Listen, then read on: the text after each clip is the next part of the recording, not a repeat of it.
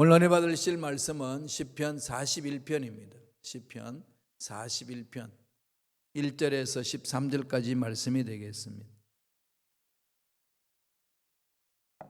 다 같이 우리 한 목소리로 봉독하겠습니다. 가난한 자를 보살피는 자에게 복이 있으며 재앙의 날에 야훼께서 그를 건지시리로다. 야훼께서 그를 지키사 살게 하시리니 그가 이 세상에서 복을 받을 것이라. 주여 그를 그 원수들의 뜻에 맡기지 마소서. 야훼께서 그를 병상에서 붙드시고 그가 누워있을 때마다 그의 병을 고쳐주시나이다. 내가 말하기를 야훼여 내게 은혜를 베푸소서. 내가 주께 범죄하여 싸우니 나를 고치소서 하였나이다. 나의 원수가 내게 대하여 악담하기를 그가 어느 때나 죽고 그의 이름이 언제나 없어질까 하여 나를 보러 와서는 거짓을 말하고 그의 중심에 악을 쌓았다가 나가서는 이를 널리 선포하오며 나를 미워하는 자가 다 하나같이 내게 대하여 수군거리고 나를 해하려고 꾀하며 이러기를 악한 병이 그에게 들었으니 이제 그가 눕고 다시 일어나지 못하리라 하오며 내가 신뢰하여 내 떡을 나눠 먹던 나의 가까운 친구도 나를 대적하여 그의 발꿈치를 들었나이다. 그러하오나 주 야훼여 내게 은혜를 베푸시고 나를 일으키사 내가 그들에게 보응하게 하소서. 이로써 내 원수가 나를 이기지 못하오니 주께서 나를 기뻐하시는 줄을 내가 알았나이다. 주께서는 나를 온전한 중에 붙드시고 영원히 주 앞에 세우시나이다. 이스라엘의 하나님 야훼를 영원부터 영원까지 송축할지로다. 아멘. 아멘. 이 말씀 중심으로 고난 중에 야훼를 기억하라 라는 제목으로 은혜 말씀을 나누겠습니다. 이 시편은 총 5권으로 나눠져 있습니다. 이 모세오경이 창세기, 출애굽기, 레위기, 민수기, 신명기 그 5권이 있잖아요. 그래서 모세오경이라고 그랬지요. 그게 맞추어서 시편 150편을 5권으로 묶어놨습니다. 1편에서 41편까지 첫 번째 권입니다. 오늘 그 첫 번째 권이 끝나는 거지요. 마지막에 뭐라고 되어 있나요? 영원부터 영원까지 찬송하리로다. 아멘 아멘. 이게 5권으로 나눠져 있는 제일 마지막에 그 식기는 다 그렇게 끝납니다. 이 권은 42편에서 72편까지예요. 거기 보면은 72편 18절 19절에 보면은 야훼 하나님 이스라엘 하나님을 찬송할지어다. 온 땅에 그 영광이 충만할지어다. 이렇게 맞춰요. 3권은 73편에서 89편으로 되어 있습니다. 89편 52절에 보면은 야훼를 영원히 찬송할지어다. 아멘 아멘 이렇게 마칩니다. 그 이어서 나오는 4권은 90편에서 106편이에요. 여러분 성경에 보면 그 제일 시작하기 전에 위에 1권, 2권, 3권, 4권 이렇게 글씨를 새겨놨습니다. 그 106편 48절을 보면은 야훼 이스라엘 하나님을 영원부터 영원까지 찬송할지어다. 모든 백성들아 아멘 할지어다. 그렇게 끝납니다. 마지막 5권째는 107편에서 150편이에요. 150편 6절에 보면 호흡이 있는 자마다 야훼를 찬양할지어다. 할렐루야. 5권 전체가 뭘로 마무리 짓지요? 야훼를 찬양하라. 찬양하라. 할렐루야. 그리고 아멘은 뭡니까? 그대로 받아들여라. 아멘은 그러잖아요. 여러분 설교에 은혜 말씀이 있으면 아멘 기도하다가도 막 그 기도 소리에 아멘하고 이렇게 화답하는 거죠. 아멘을 잊어버리면 안 됩니다. 여러분 집에서도 외치세요. 아멘 아멘. 하나님이 주시는 말씀 그대로 될 줄로 믿습니다 그러잖아요. 시편 1편은 시편 전체의 서론이지요. 복 있는 사람은 이러면서 시작을 합니다. 복 있다. 그때 복은요, 아쉐르 그럽니다. 아쉐르라는 말은요, 이 아쉐르, 에쉐르 그렇게 얘기하죠.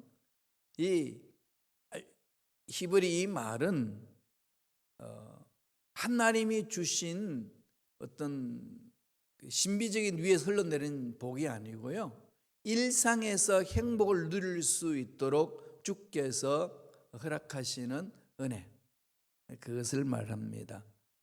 평탄한 삶, 행복한 삶, 하나님이 함께하는 자의 삶이 어떤지를 말씀하는 거죠. 그걸 에세로 이렇게 이야기를 합니다.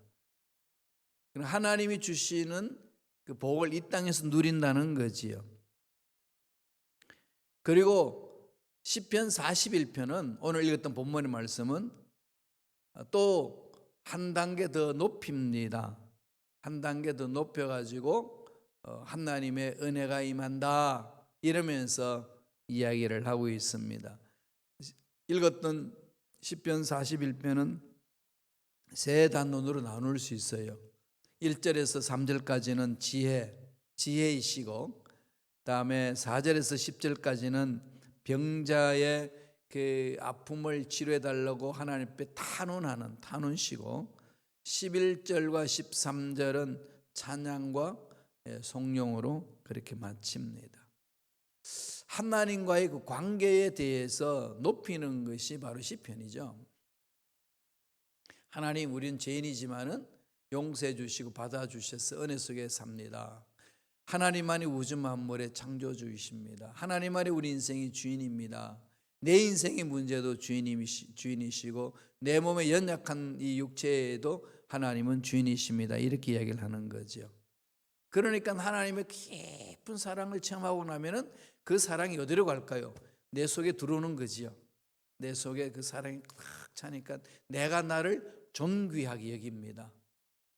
그래서 아무리 힘들고 어려워도 나를 내팽개치지 않아요.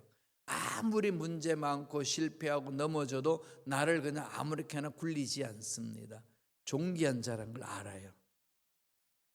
이거보다 더 귀한 법이 어디 있겠어요, 그죠? 자기 자신을 아끼는데 정말로 하나님이 인정하시는 존귀한 자다, 하나님의 사랑을 받은 자다. 자기 존중이죠. 자기 존중. 자기의 그냥 아주 그냥 고집에 빠져 있는 어떤 그런 자존심 지킨다 이런 게 아니고요. 하나님이 나를 이렇게 사랑하신다라고 하는, 하나님이 귀하게 여긴다는 것, 자존감이 강해지는 거예요. 그럼 그게 자존감이 강하면 어디로 갈까요? 이웃 형제에 임하는 거지요. 그래서 주님이 그러잖아요. 이웃을 내 몸과 같이 사랑하라. 내가 나를 존귀하게 여기지 못하면 남을 존귀하게 여기지 못합니다. 내가 나를 존귀하게 여기려면 하나님이 나를 존귀하게 여긴다는 사실을 체험하셔야 돼요. 그래서 이 십자가의 연고처럼 수직적인 게 먼저죠. 하나님과의 나의 만남이 있고, 그리고 나서 그 만남이 있으면 수평적으로 그게 평창되어지는 겁니다. 그래서 이 어두운 세상에 빛을 발하고 소금 역할을 감당하는 거지요. 그렇게 살아가는데 고난이 와요. 고통이 있습니다. 문제가 있습니다. 하나님의 자녀라고 병 안 걸리나요? 하나님의 자녀라고 사고 안 당하나요? 하나님의 자녀라고 이 코로나19 바이러스에서 비켜나가나요? 아닙니다. 누구나 다 열려 있어요. 누구나 병들 수 있고, 누구나 사고 당할 수 있고, 누구나 코로나19에 감염될 수가 있습니다. 이런 상황 속에 그러면 하나님의 자녀들은 어떻게 살아야 되냐 이거예요. 오늘 그것을 말하는 거거든요. 이 부분을 좀 깊이 생각했으면 좋겠습니다. 그래서 오늘 제목을 고난이 온다 할지라도, 어려움이 온다 한다 할지라도, 문제가 있다 한다 할지라도, 절망을 느끼는 그 상황이 있다 한다 할지라도, 답이 아무것도 없고 할 수 없는 게 없고 하나님으로부터 버림을 받았다고 생각하는 그런 상황이 주어진다 할지라도 뭐 하라는 거죠? 야훼를 기억하라. 하나님이 어떤 분인지를 기억하라는 거죠. 세 가지로 우리가 요약해서 말할 수 있습니다. 무엇을 기억해야 될까요? 첫째로 하나님의 약속을 기억하셔야 돼요. 약속. 하나님은 약속대로 이루시는 거죠. 힘들고 어려우실 때마다 약속을 붙드세요. 약속은 반드시 이루어집니다. 약속을 붙들고 몸부림치세요. 그게 신앙생활입니다. 내 생각대로 되어 이렇게 되고 저렇게 되라고 땡깡 부리는 것이 신앙생활이 아니고요. 신앙생활은 아버지의 약속이 그대로 이루어지는 것을 바라는 거예요. 그래서 약속을 붙들으셔야 됩니다. 약속을 어디서 붙드나요? 예, 말씀으로. 하나님의 성품을 그대로 기록해 놓은 말씀으로. 그래서 늘 말씀과 더불어 살아야 돼요. 말씀 보실까요? 1절입니다.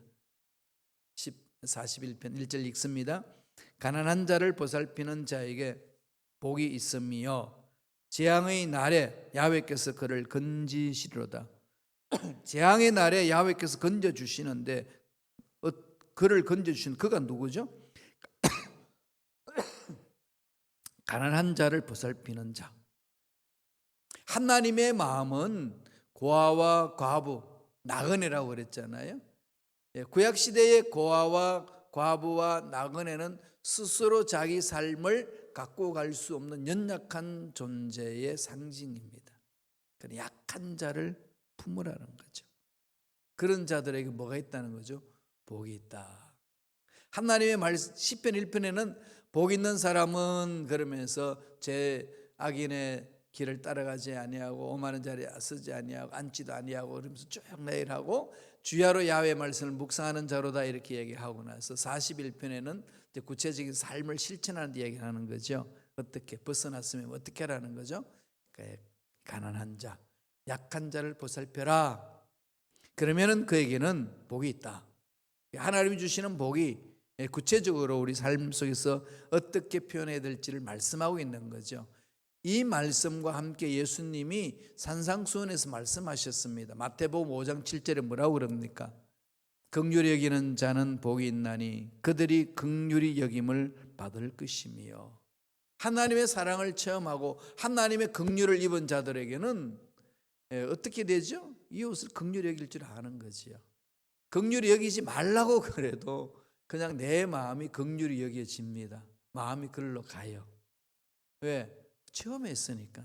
하나님의 사랑을 듬뿍 체험하면 그 사랑이 흘러가요.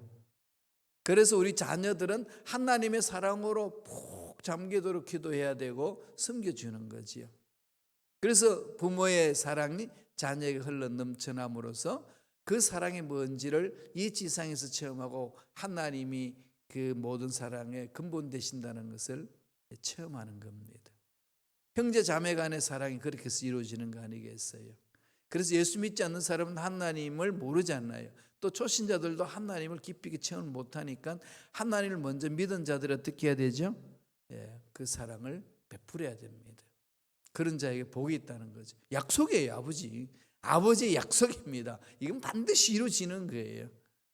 그렇게 살라는 겁니다. 2절 보실까요? 다 같이 읽겠습니다. 야훼께서 그를 지키사 살게 하시리니 그가 이 세상에서 복을 받을 것이라. 주여 그를 원수들의 뜻에 맡기지 마소서. 원수들의 뜻은 뭡니까? 다윗을 죽이고 다윗을 없애는 거잖아요. 그러니까 다윗은 하나님 그런 일들이 내 인생에 일어나지 않도록 인도해달라고 기도합니다. 힘들고 지금 어려운 상황 속에서 건져주실 줄로 믿습니다. 지금 연약하여서 병도 들었고 너무 고통스럽습니다. 그러나 이것에서 건져내 주시는 분은 야훼 하나님이신 줄로 믿습니다. 그러는 거죠. 그렇게 확신을 갖는 건 뭘까요? 약속하시니까. 하나님 약속이 있으시니까. 그러니까 기도할 때도 꼭 약속의 말씀을 붙들고 기도하세요. 반드시 이루어집니다. 3절 볼까요? 41편 3절에 뭐라고 말씀합니까? 다 같이 읽겠습니다. 야훼께서 그를 병상에서 붙드시고 그가 누워 있을 때마다 그의 병을 고쳐주시나이다. 하나님께서 하나님의 은혜를 사모하는 자 만져주신다는 거죠. 그래서 다윗은 병들고 고통 중에 있고 사람들이 그냥 괴롭혀도 하나님의 은혜를 사모하는 거죠. 왜 그럴까요? 아버지 약속은 반드시 이루어진다는 확신이 있으니까. 저와 여러분 신앙생활 중요한 거죠. 그래서 아무리 힘들고 어려워도요, 아버지 약속을 탁 붙들고 그냥 잠잠히 기다리면서 믿음으로 한 걸음 한 걸음 옮겨 보세요. 그 길에 하나님이 함께 하시는 은혜를 반드시 체험할 줄로 믿습니다. 두 번째, 무엇을 기억해야 될까요? 하나님의 은혜죠. 하나님의 은혜를 기억하라. 10절에 있습니다. 10절 다 같이 읽어볼까요? 한 목소리 읽습니다. 그러하오나 주 야훼여 내게 은혜를 베푸시고 나를 일으키사 내가 그들에게 보응하게 하소서. 내가 잘났으니까 고쳐주시고 내가 잘났으니까 이 일을 감당할 수 있도록 도와주소서, 이게 아닙니다. 하나님의 긍휼하심이 있으시니까, 하나님 은혜가 있으시기 때문에 제가 일어설 수 있습니다. 하나님께서 내가 한 것에 대해서 기특하다고 여긴 게 아니라 전적으로 하나님의 성품에 의존하는 거죠. 하나님의 은혜, 그 다음에 하나님의 긍휼하심, 하나님의 성품에 의존하는 겁니다. 하나님의 성품 가장 귀하게 여기는 성품이 뭐죠? 거룩이죠. 거룩성. 거룩해야 됩니다. 저와 여러분은 거룩한 자잖아요. 예수 믿는 사람을 가지고 뭐라고 그러죠? 성도라고 그러죠. 성도는 영어로 번역은 뭘로 되어 있죠? 세인트로 되어 있죠. 우리는 그걸 또 성자라고도 번역하잖아요. 예수 믿는 사람들은 이 성도예요. 거룩한 자들입니다. 성자입니다. 되게 이렇게 그 말을 듣자마자 이렇게 오고민절인가요? 날 보고 성자래. 말도 안 돼. 그러고 싶지요. 그게 다 자기를 바라보니까 그런 거예요. 여러분, 저와 여러분이 잘나서 우리 보고 성자라고 그러겠어요? 뭐 때문에 그러죠? 예수 믿기 때문에. 예수 믿는 자는 죄를 회개하고 돌아서서 하나님 자녀가 됐습니다. 그래서 하나님의 거룩성이 내게 임한 거예요. 내 속에 있는 거룩성이 살아난 게 아니고 하나님이 가지고 계시는 그 거룩성이 믿음으로 내게 임한 겁니다. 내가 덮어씌워 준 거죠. 거룩한 자예요. 되게 이 말하면 거북스러워 하시더라고요. 나는 거룩과는 상관없이 사는데, 나는 거룩과는 너무나 동떨어져 있는데, 이런 생각을 의외로 많이 하시면서 하시더라고요. 예, 그러면 거룩해지지요? 라고 하는데 자기 자신이 거룩하다는 걸 안 믿어요. 왜 그럴까요? 자꾸 자기를 신뢰하기 때문에 그렇습니다. 관점을 하나님께로 옮기세요. 하나님이 나를 거룩하게 만드신 거예요. 우리는 그래서 회개하는 거 아니겠어요? 그 거룩성 안에 뭐가 있죠? 하나님의 사랑이 있어요. 사랑. 그럼 또 뭐가 있어요? 하나님의 공의가 있습니다. 가장 존중이 여기는 하나님의 성품 아니겠어요? 그래서 우리는 대표적으로 그걸 늘 가슴에 새겨야 돼요. 거룩 속에 공의와 사랑이 있고 사랑과 공의가 있습니다. 이렇게 해서 하나님 앞에 서는 거죠. 하나님 원하신 일을 감당하는 겁니다. 그렇게 할 수 있도록 은혜를 베풀어 주시잖아요. 주님의 십자가를 통해 가지고 우리를 살려주신 거죠. 하나님 은혜입니다. 주 야훼여 내게 은혜를 베푸시고 나를 일으키사. 은혜를 사모하십시다. 은혜입니다. 은혜로 이렇게 살아났어요. 은혜로 여기까지 왔습니다. 그럼 여기 막 옆에서 넘어지고 막 죄를 분마하고 막 하나님 말씀과 상관없이 사는 사람들을 이렇게 그냥 정죄하고 잘라버리고 이렇게 밀어내고 하는 게 아니고요, 하나님의 사랑으로 품어주는 거예요. 그래서 사랑의 공동체를 만들어가는 겁니다. 기억하셔요. 은혜를. 힘들고 어려우시면 은혜를 기억하세요. 수고하고 무거운 짐진 자들아 다 내게로 오라. 내가 너를 쉬게 하리라. 쉼은 주님 안에 있습니다. 돈 안에 쉼이 있는 게 아니고 명예 안에 쉼이 있는 게 아니고, 어느 정도는 있지, 그죠? 그러나 진정한 내 마음에 쉼이 있지는 않습니다. 그 내 마음에 참 자유 있고 쉼이 있는 것은 주님 품에 안길 때만이 가능합니다. 푹 잠기셔야 돼요. 마지막으로 세 번째, 무엇을 기억해야 될까요? 하나님의 능력입니다. 하나님의 능력 다 알잖아요. 그런데 왜 이렇게 신뢰를 못하죠, 우리가? 우주 만물을 창조하셨고 죽은 자도 살리시고 없는 것도 있게 하신 하나님이십니다. 기도할 때마다 외치고 제가 막 설교할 때마다 외치는데 왜 문제 앞에만 가면 그 능력이 사라지나요? 왜 그 능력을 잃어버릴까요? 하나님을 신뢰하는 훈련이 안 됐다는 거예요. 그래서 그렇습니다. 자꾸 하셔야 돼요. 하나님은 문제보다도 크십니다. 하나님은 우리를 넘어지게 하는 악한 영들보다도 강하십니다. 그게 늘 마음속에 그냥 막 살아 움직여야 돼요. 그러니까 힘들고 어려울 때마다 하나님의 능력을 바라보세요. 그 능력을 사모하는 자에게 기적이 일어나는 거 아니겠습니까? 왜 자꾸 세상의 가치관, 세상의 의술, 세상이 이렇다 저렇다 하는 말에 내 마음이 이렇게 빼앗기고 저렇게 빼앗기고 그렇게 흔들려야 될까요? 그러지 마세요. 딱 하는 게 고정하세요. 오직 우리 교회에 옆에 뜰에 보면은 민들레가 너무 많이 피어 있습니다. 좀 민들레 볼 때마다 마음에 새겨지는 게 있습니다. 일편단심 민들레 그런 말 많이 하잖아요, 그죠? 하나님께 향하자. 하나님께 향하자. 마음 바꿀 필요 없어요. 하나님께 향하는 거죠. 말씀 보실까요? 11절입니다. 내 원수가 나를 이기지 못하오니 주께서 나를 기뻐하시는 줄을 내가 알았나이다. 다윗은 고통 중에 고난 중에서도 기억한 것은 하나님의 능력을 기억한 거죠. 원수들이 달려들어서 막 죽이려고 그래요. 사울도 그러지요. 자기 아들 압살롬도 그러죠. 또 자기를 그렇게 따라다니면서 충신처럼 노래를 했던 그들이 다 이 압살롬 편에 서가지고 자기를 몰아내고 이 나라를 뒤집으려고 그럽니다. 억장에 무너지지 않겠어요? 원수들이 나를 삼킬 것만 같은데 그때에 외칩니다.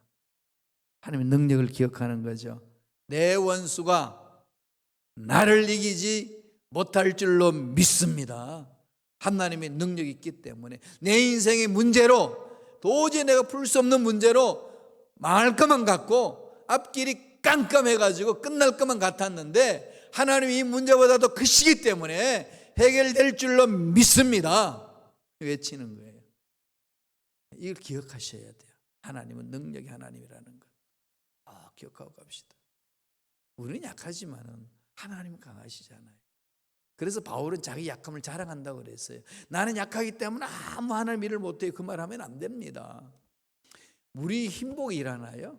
하나님의 능력을 믿고 가는 거지요. 이걸 늘 내 마음판에 새기고 만나는 사람들 전하고 특별히 자녀들에게 그 은혜가 흘러 넘쳐나도록 기도하고 섬겨줘야 돼요. 오늘 12절 볼까요? 어떻게 이야기합니까? 다 같이 읽습니다.